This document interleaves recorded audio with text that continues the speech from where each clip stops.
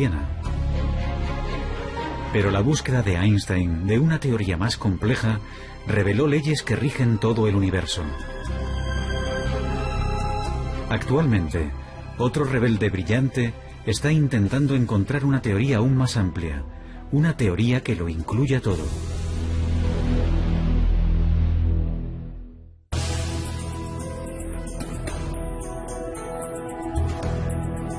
Ningún otro científico ha sacudido los pilares de la física como Galileo, Newton o Einstein. No obstante, entre aquellos que han ampliado las fronteras de la cosmología, se encuentra el que una vez fue un estudiante perezoso, Stephen Hawking. Actualmente, ocupa el mismo puesto de matemático en la Universidad de Cambridge que Isaac Newton. Nací 300 años después de la muerte de Galileo. Tengo el mismo puesto en Cambridge que tuvo Newton. Y trabajo en la teoría general de la relatividad de Einstein. De los tres, con el que más me identifico es con Galileo. Él se guió por su intuición y fue todo un rebelde.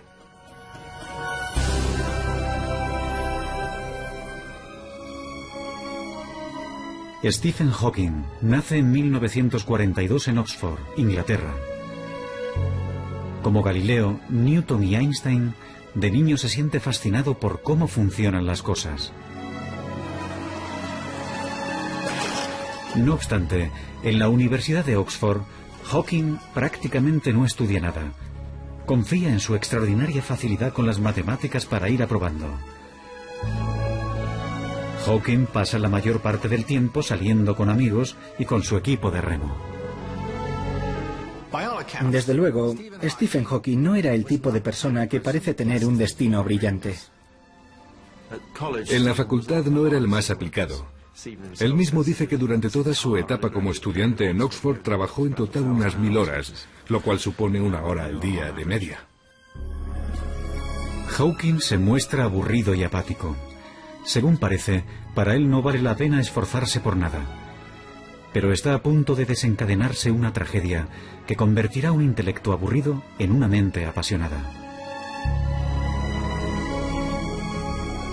En 1962, Stephen Hawking inicia sus estudios de posgrado en cosmología en la Universidad de Cambridge. Pero algunos síntomas de su enfermedad empiezan a ser difíciles de ignorar. Un ligero defecto del habla. Problemas para servir una cerveza.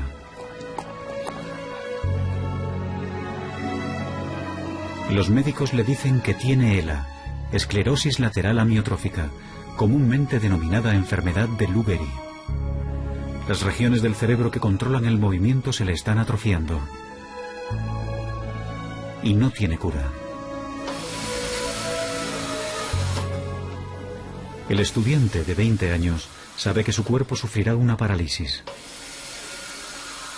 Con el tiempo, los músculos respiratorios se le agarrotarán y tendrá problemas respiratorios. Los médicos le pronostican tan solo 2 años de vida. Hawking cae en una profunda depresión. Cuando le diagnosticaron la enfermedad, Stephen no esperaba vivir más de 1 año o 2. No parecía que valiera la pena ni acabar el doctorado. Pero inexplicablemente, la enfermedad progresa más lentamente de lo que habían predicho. Conoce a Jane Wilde, la mujer que se convertirá en su esposa, y encuentra un propósito en la vida. Soñé que me iban a ejecutar, escribe. De repente me di cuenta de que había muchas cosas que valía la pena hacer si me concedían un aplazamiento.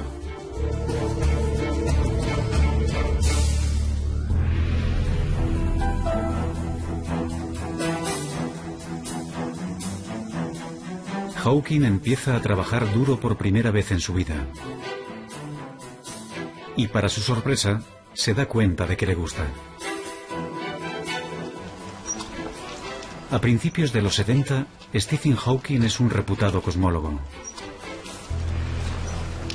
Está postrado en una silla de ruedas. No obstante, se muestra obstinado. nada le impedirá llevar una vida normal. Tiene hijos y trabaja intensamente. Y está a punto de realizar un gran descubrimiento que desarrollará la teoría de Einstein en una dirección inesperada.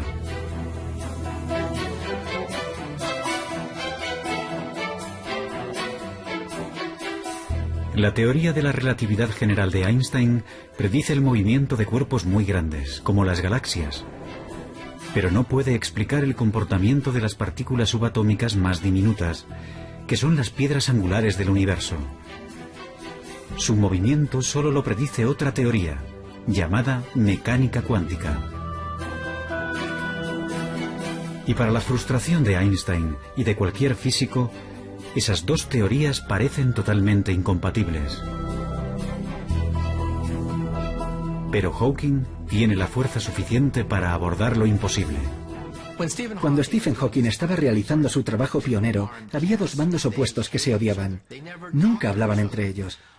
Por una parte estaba el bando de los conservadores más acérrimos, los que mantienen la llama de Albert Einstein ardiendo con fuerza. En el otro bando estaban los teóricos cuánticos. Estos se ocupaban del mundo de las partículas subatómicas, centenares, miles de ellas. Utilizaban unas matemáticas diferentes, un lenguaje diferente, tenían una visión distinta de la física. Y llega Stephen Hawking diciendo que va a intentar aunar los dos bandos. Nadie había planteado algo así hasta entonces.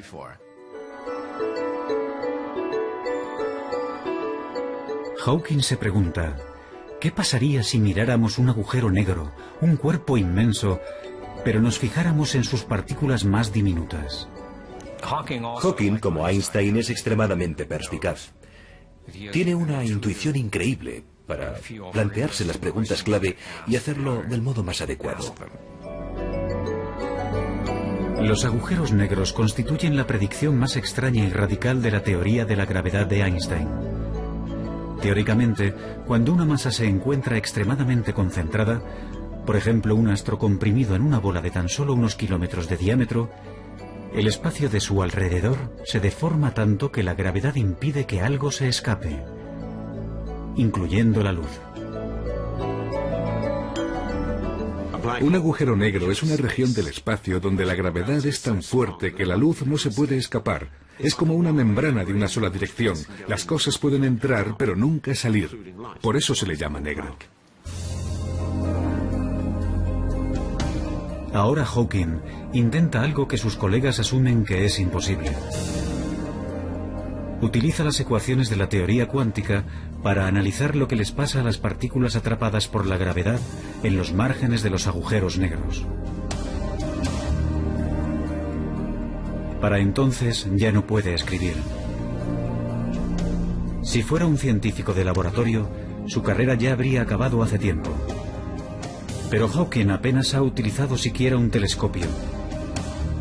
Y para la teoría, lo único que necesita es su cerebro. Como Newton y Einstein, Hawking tiene un gran poder de concentración. Revisa una y otra vez en su cabeza largas y enrevesadas ecuaciones, comprobando y revisando constantemente sus cálculos. Tiende a pensar a través de imágenes y suele comenzar con alguna idea que cree acertada. Así que parte de ella. Tiene que confiar en conocimientos clave y saltos lógicos para compensar el hecho de que no puede comprobar línea por línea. Tiene un empuje tremendo, una tremenda determinación para llegar al fondo de las cosas. Los resultados que obtiene dejan a Hawking estupefacto. Los agujeros negros no están completamente aislados del resto del universo, tal y como se pensaba hasta entonces. Sus márgenes emiten unas diminutas partículas, ahora denominadas radiación de Hawking. Los argumentos son tan convincentes que ahora todo el mundo está de acuerdo en que los agujeros negros tienen que emitir radiación de Hawking. La radiación lleva consigo energía y masa, de manera que el agujero negro se va desvaneciendo poco a poco hasta desaparecer. Hawking ha demostrado que, como el agua en ebullición, los agujeros negros se van evaporando lentamente. Y no menos importante es su descubrimiento de que hay un caso en particular en el que la relatividad general y la teoría cuántica se pueden combinar con éxito. Mi descubrimiento de que los agujeros negros no son completamente negros, sino que brillan como los cuerpos incandescentes, fue el primer ejemplo que depende tanto de teorías a gran escala como de otras de escala más reducida. Cuando se publicaron los resultados fue precioso. Fue una sensación muy agradable. Solo hablar de ellos era como saborear un caramelo en la boca.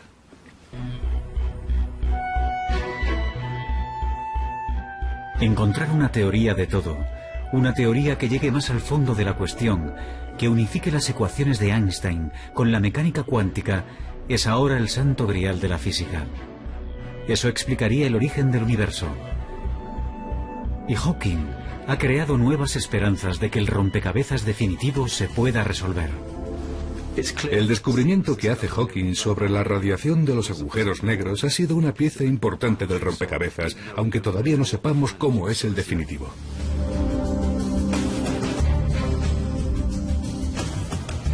¿Quiénes han sido los físicos más grandes de la historia?